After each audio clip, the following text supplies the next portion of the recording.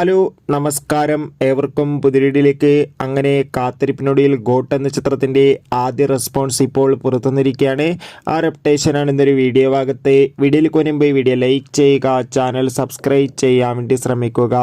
വെങ്കട് പ്രഭുവിൻ്റെ സംവിധാനത്തിൽ ദളപതി, വിജയ്, പ്രഭുദേവ, സ്നേഹ, ജയറാം എന്നൊക്കെ പ്രധാന കഥാപാത്രങ്ങളായി എത്തി സെപ്റ്റംബർ 5 തീയതി നാളെ തിയേറ്ററുകളിൽ റിലീസ് എത്താൻ പോകുന്ന ചിത്രമാണ് ഗോട്ട്. എല്ലാ സിനിമാ പ്രേമികളും ഒരേപോലെയാണ് ചിത്രത്തിൻ്റെ റിലീസിനായി കാത്തിരിക്കുന്നത്.